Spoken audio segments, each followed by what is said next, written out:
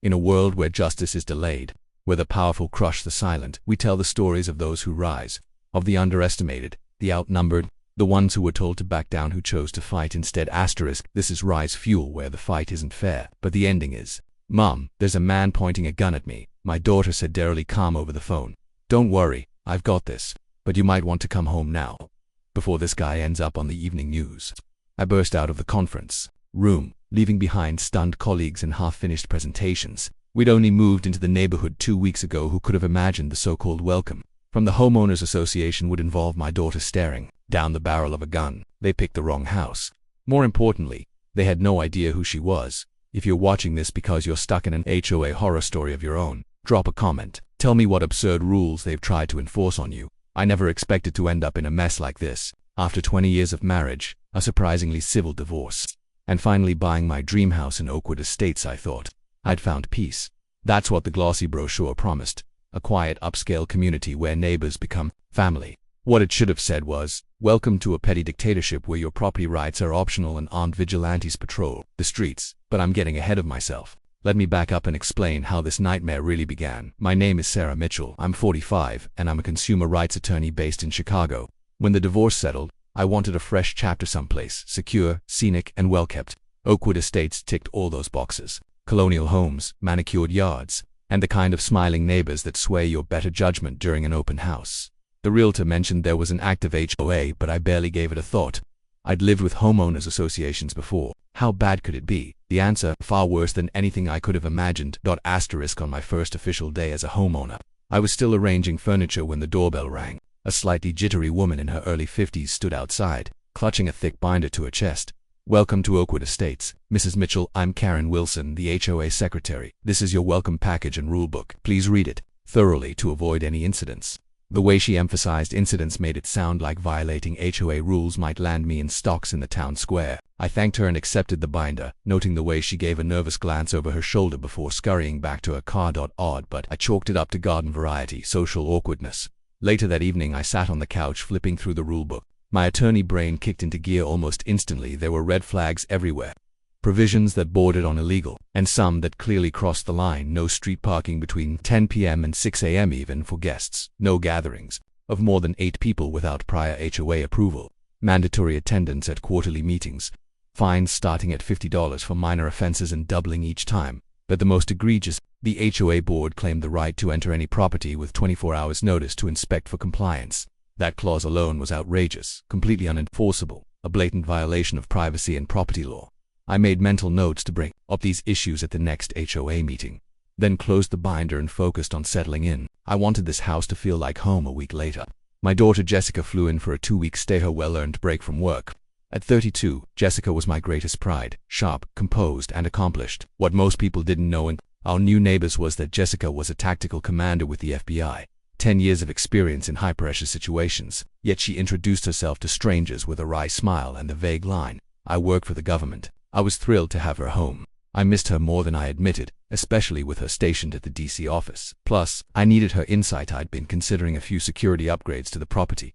The morning after she arrived, we were sipping coffee on the front porch when an elderly woman from next door shuffled over. "You must be Sarah's daughter," she said warmly. "I'm Linda Thompson, neighborhood gossip, unofficially. According to our fearless HOA president, you're the new royals on the block." She chuckled, extending a hand. "Welcome to the kingdom. Just don't break any royal edicts or you'll run into our self-declared security chief. Doug bought himself a badge online and now thinks he's the sheriff of Oakwood County." She gave Jessica a sly smile. I liked Linda immediately. There was something sharp behind the friendliness. She leaned in and lowered her voice. "Careful around Richard Connors, HOA president, former cop. Word is he left the force early under voluntary circumstances. Got help dodging charges from old friends. Now he treats this neighborhood like his fiefdom. Doug's his loyal watchdog." That afternoon, Jessica helped me unpack the last of the boxes while I vented about the absurd HOA rules. "Sounds like someone with authority issues," she remarked, sliding books into the shelf with clinical precision. "I've seen it before, people with tiny empires and unchecked control. Usually annoying, rarely dangerous." We would learn very soon just how badly she underestimated them.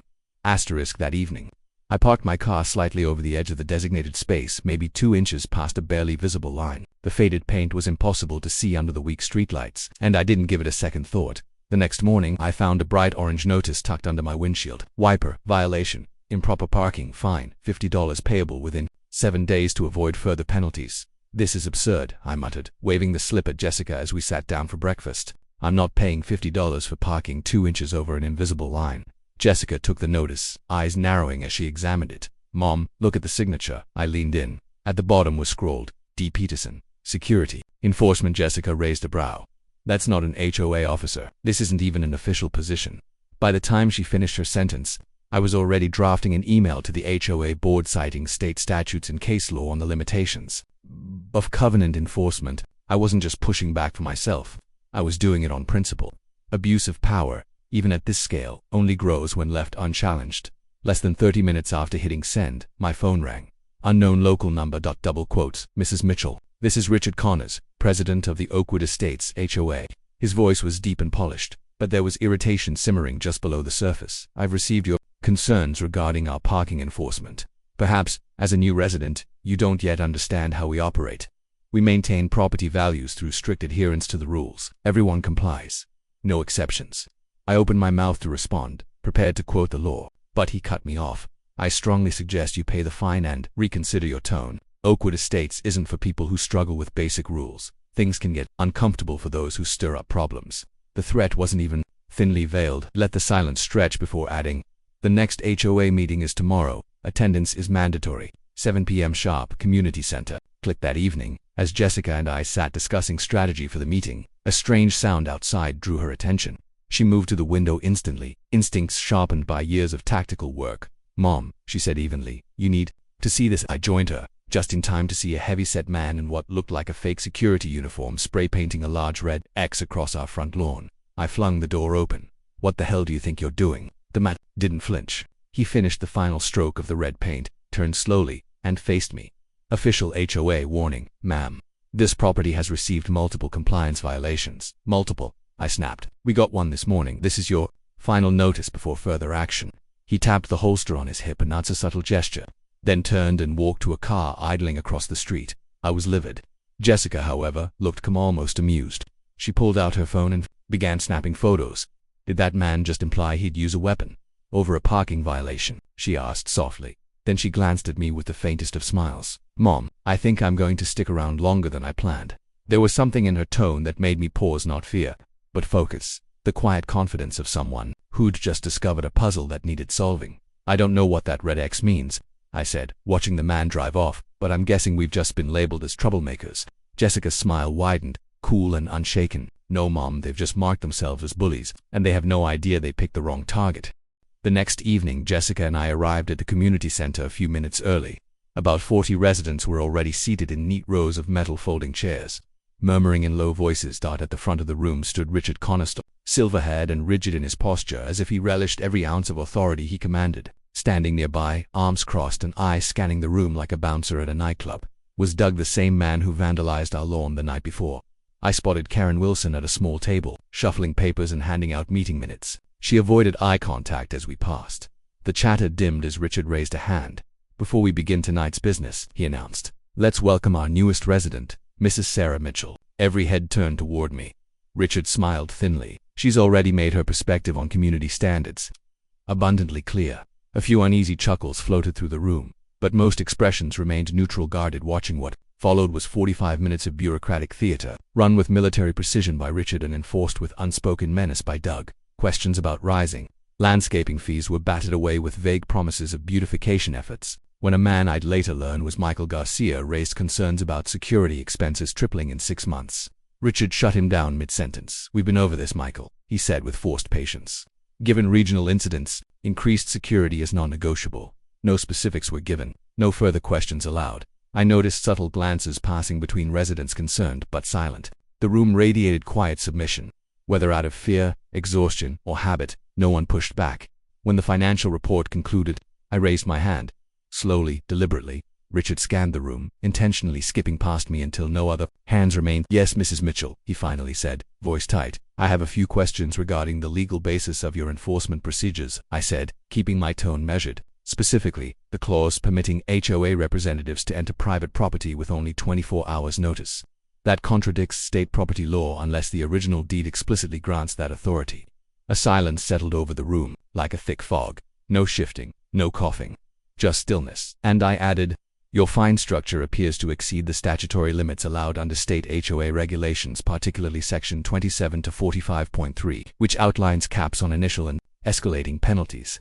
Richard's jaw flexed. His knuckles went white around the edge of the podium. Double quotes, "Mrs. Mitchell," he said slowly, "we appreciate your legal perspective, but our covenant was drafted under the advisement of top HOA attorneys. These matters were resolved long before you arrived." His smile didn't reach his eyes. "If you'd spent as much time reading the welcome packet as you have combing through legal loopholes, you'd understand that by purchasing in Oakwood Estates, you consented to our governance. Perhaps next time, do more thorough research before buying." The dismissal stung, but I didn't flinch. Years in courtrooms had taught me how to absorb a cheap shot without giving an inch. As the meeting ended and residents stood to leave, Karen brushed past me and subtly pressed something into my palm, a folded piece of paper. Outside, beneath the amber parking lot lights, I opened it. Careful cameras and mics in common areas. They're watching. I was still processing that warning when Doug Scholler checked me hard enough to make me stumble. "We know how to deal with people like you," he muttered under his breath, just loud enough for Jessica to hear. Then he leaned in a little closer. "Ask the Johnsons why they sold so fast last year." With that, he turned and walked off toward the same car we'd seen parked across from our house. The night before. When I returned home, I found Jessica deep in animated conversation with Linda Thompson and a man I didn't recognize. "Mom," Jessica said, eyes lit with energy, "I think we've found a small army to fight the neighborhood tyrant." She introduced the man as Michael Garcia, the same one who'd questioned the HOA's finances at the meeting. "Michael has some footage you need to see." Before she could explain, my phone buzzed with an email. Subject line, "Serious violation, $5,000 fine." It was from Richard Connor's official HOA address. "Unauthorized gathering," I read aloud. "They're claiming having guests in our own home violates HOA rules." Michael nodded grimly. "They pulled the same stunt with me last month when I hosted my brother's family. Called it an unregistered event exceeding occupancy limits. In truth, it's retaliation for questioning their financials. That's how they operate, fabricate violations to pressure Linda sipped her tea, her nod slow and deliberate. "They've done this for years. Most people just pay to avoid conflict. The few who push back, mysterious plumbing issues, shattered windows, security cameras that conveniently stop working." She leaned in.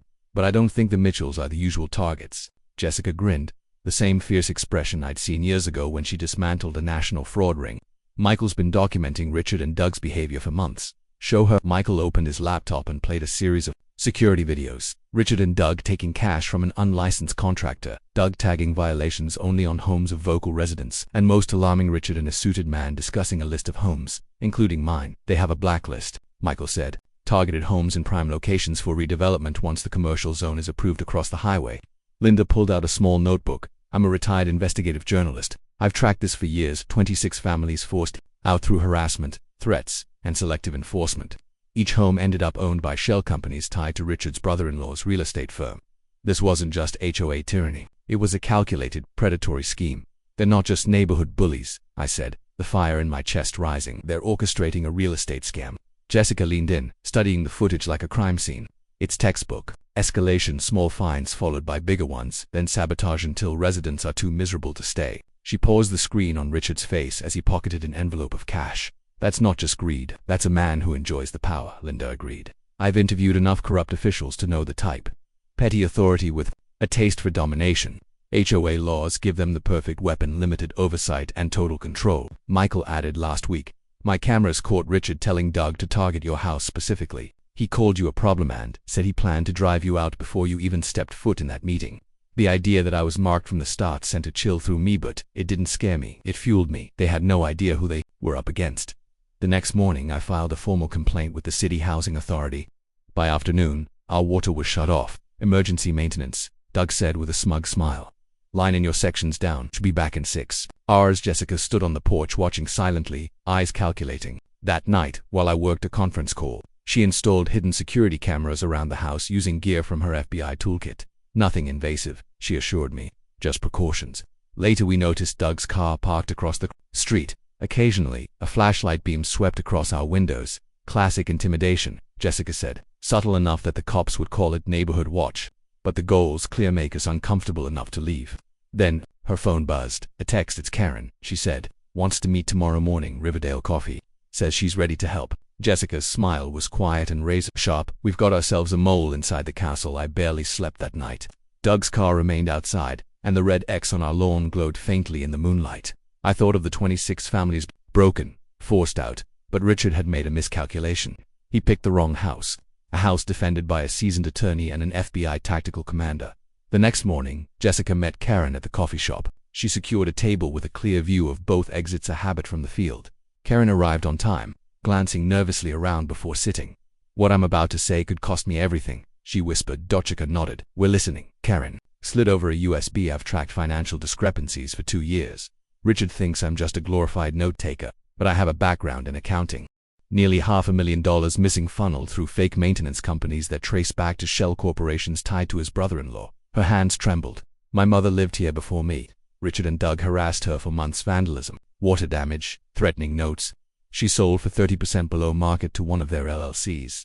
I took the secretary job to expose them." While Jessica met Karen, "I spotted a new charge on our HOA account, enhanced security assessment, $200 a month. When I called to question it, I was told it was board approved due to escalating threats. A lie.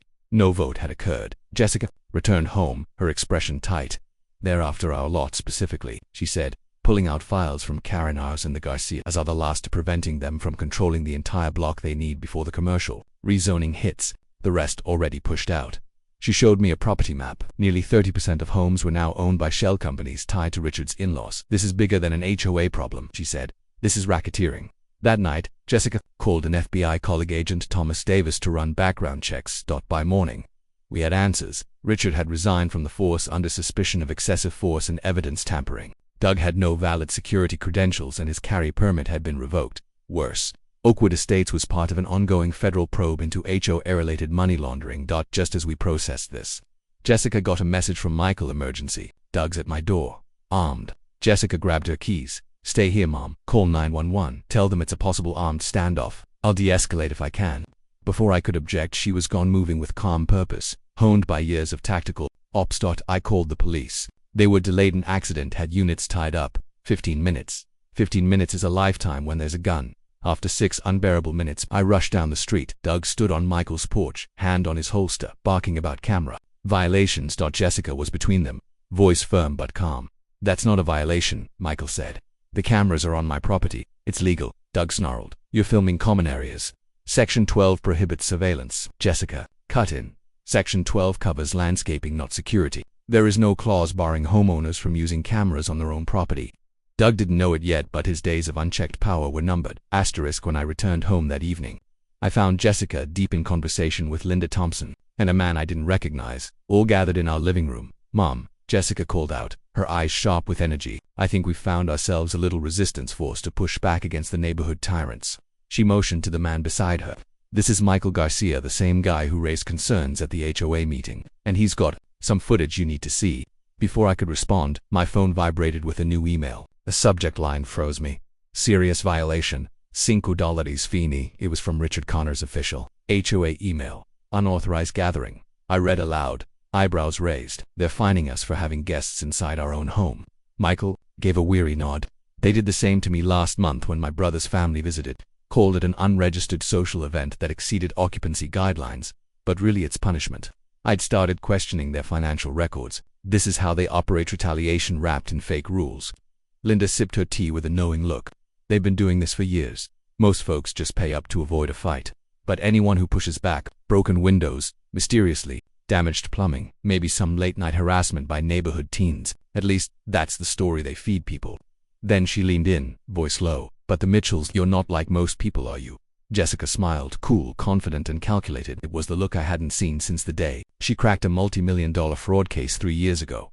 "Michael's been documenting Richard and Doug for months," she said. "Show her." Michael opened his laptop and queued up several security clips. The first showed Richard and Doug accepting a cash envelope from a construction crew working on a house that had no posted permits. The next, Doug slapping violation, notices only on homes of residents who had dared question the board. And finally, one that chilled me: Richard and a man in a suit slowly walking past various homes, pointing at them while referencing a list. Mine was one of them. "They have a blacklist," Michael explained grimly. "Homes they want. The ones with prime positioning, ideal for flipping when the new commercial zoning across the highway gets approved."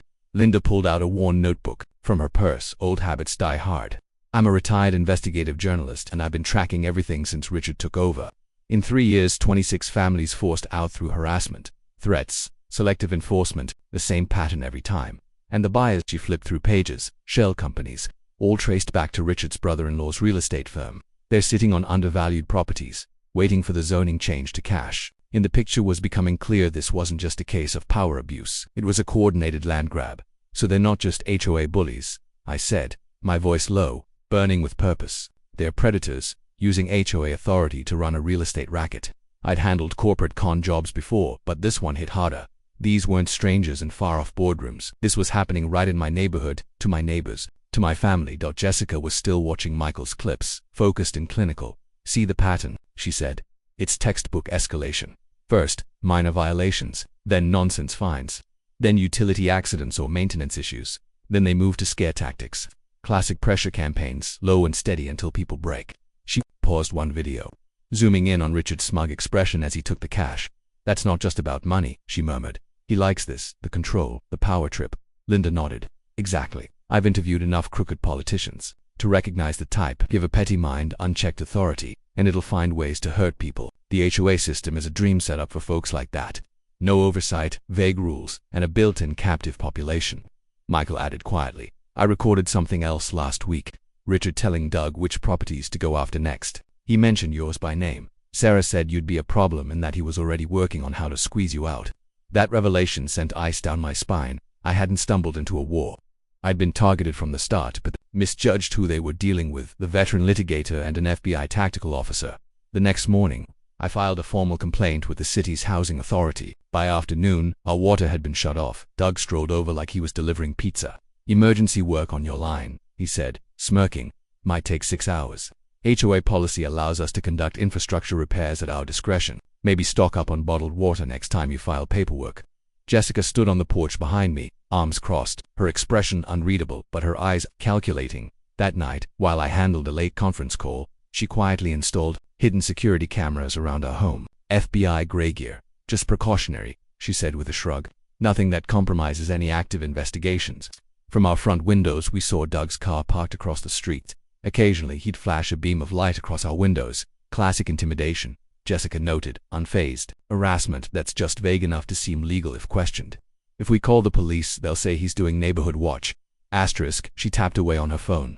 Remember Karen, the HOA secretary who looked like she was ready to jump out of her own skin at the meeting? She just texted, wants to meet tomorrow. Says she has info. Her smile was wicked. Mom, I think we just got our inside source. Sleep didn't come easy. Through the window, I could still see the shadow of Doug's car and the occasional flashlight sweep. That red X he spray-painted still scarred our front lawn. A brand of intimidation meant to scare us. But now, it was something else, a symbol of resistance. I thought about the 26 families who had surrendered, who didn't have the means or knowledge to fight back. People who had been bullied, silenced, driven out. But Richard had made a fatal error. He picked the wrong house. He didn't know the woman who'd faced down Fortune 500 attorneys in courtrooms, or the daughter who'd faced actual terrorists in combat gear. Richard Connors had spent years building his little empire on fear. But tomorrow, we'd begin tearing it apart. Asterisk. The Riverdale coffee shop was just busy enough to keep things private, but quiet enough for serious conversation.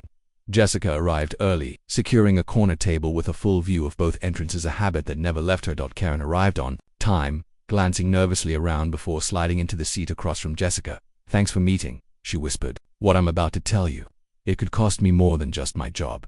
Jessica leaned forward, calm and steady. We appreciate anything you're willing to share.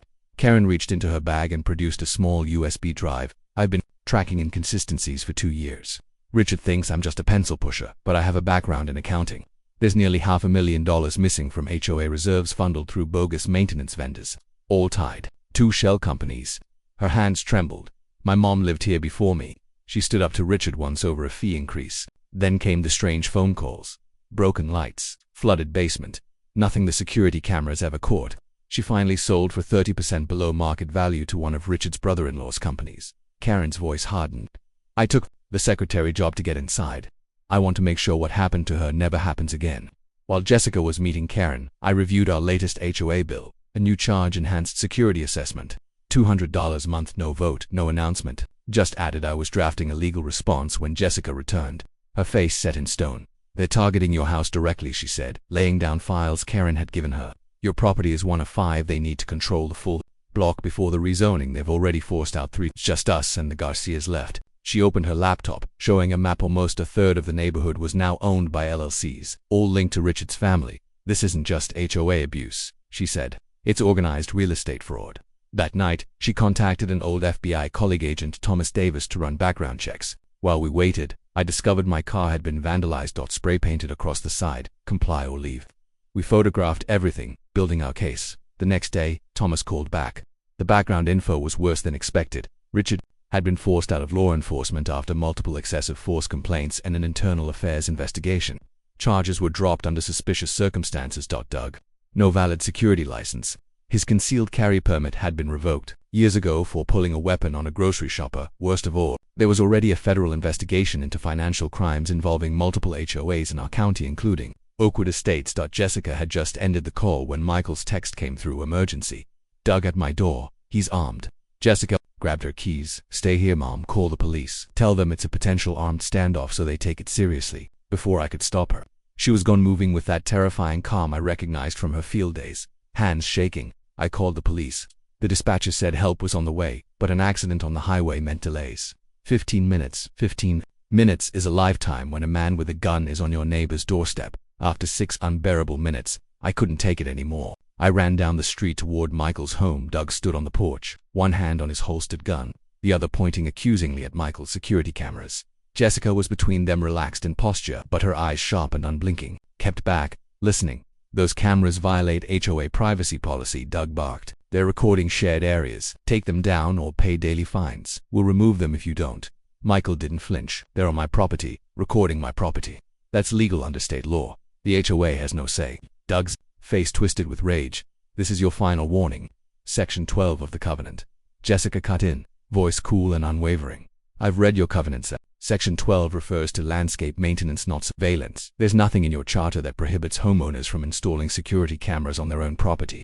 Doug hesitated, his mouth twitching with frustration. And just like that, the tide began to turn. Asterisk, asterisk, if they pick the wrong person, you're in the right place. Asterisk, subscribe for justice-fueled drama.